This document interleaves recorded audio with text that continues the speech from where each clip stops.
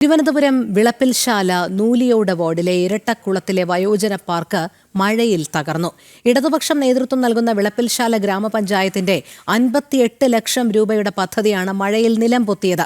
ഇന്ന് രാവിലെയാണ് വയോജന പാർക്കിന്റെ നടപ്പാത തകർന്നത്. വിളപ്പിൽശാലയിൽ നിന്നും ദിസ്ന സുരേഷ് ചേരുന്നു. ദിസ്ന, ശക്തമായ മഴയുണ്ടായിരുന്നു കഴിഞ്ഞ ദിവസം. ഈ മഴയിലാണോ വിളപ്പിൽശാല നൂലിയോട് വാർഡിലെ ഇരട്ടക്കുളത്തിലെ വയോജന പാർക്ക് ഇത്തരത്തിൽ തകർന്നത്? ഒരു മഴ പെയ്താൽ തകരുന്ന തരത്തിലായിരുന്നു വയോജന പാർക്കിന്റെ നിർമ്മാണം?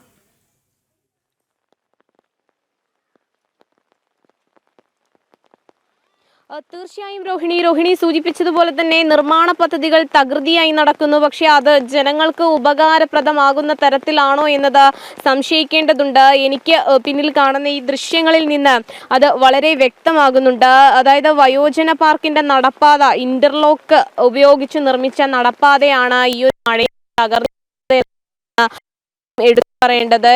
എന്തായാലും അടുത്ത ദിവസങ്ങളിലാണ് ഈ പാർക്കുമായി ബന്ധപ്പെട്ട ഇതിന്റെ ഉദ്ഘാടനം തീരുമാനിച്ചിരുന്നത്. ആ വയോജന പാർക്കിന്റെ നടപ്പാതയാണ് ഇത്തരത്തിൽ തകർന്ന് നിലംപൊത്തിയിരിക്കുന്നത് എന്നത് തന്നെയാണ് നമുക്ക് മനസ്സിലാക്കാൻ സാധിക്കുന്നത്. എന്തായാലും നിർമ്മാണ പ്രവൃത്തിയിൽ വലിയ രീതിയിൽ അഴിമതി നടന്നു എന്നൊരു ആരോപണവുമായാണ് നാട്ടുകാർ ഇപ്പോൾ രംഗത്ത് വന്നിരിക്കുന്നത്. വലിയ രീതിയിലുള്ള പ്രതിഷേധം ഇവിടെ ഉണ്ട്. 58 ലക്ഷം രൂപയുടെ പദ്ധതിയാണ് എന്നത് തന്നെയാണ് നമുക്ക് നിലവിൽ മനസ്സിലാക്കാൻ സാധിക്കുന്നത്. അത്തരത്തിൽ ഒരു പദ്ധതി ഉണ്ടാവുന്നു, ആ പദ്ധതിയുടെ നിർമ്മാണം നടക്കുന്നു. ഒരു മഴയത്ത് ആ നിർമ്മാണമൊക്കെ തന്നെയും വലിയ രീതിയിൽ ഒലിച്ചു പോകുന്ന ഒരവസ്ഥയിലേക്ക് എത്തിയിരിക്കുന്നു. ഇത് സാധാരണക്കാരായ ജനങ്ങൾക്ക് ഈ പദ്ധതി പ്രയോജനകരമാകുന്നില്ല എന്നത് തന്നെയാണ് ഇതിൽ നിന്നും നമുക്ക് മനസ്സിലാക്കാൻ സാധിക്കുന്നത് രോഹിണി.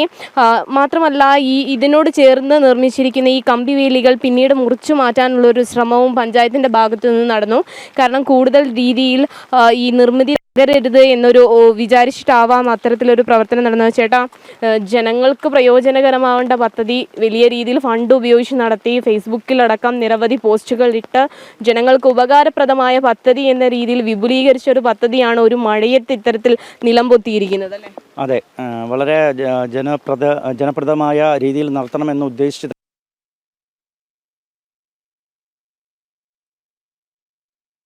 തിരുവനന്തപുരം വിളപ്പിൽശാല നൂലിയോട് വാർഡിലെ ഇരട്ടക്കുളത്തിലെ വയോജന പാർക്കിന്റെ ദുരവസ്ഥയാണ് നമ്മൾ കണ്ടത്.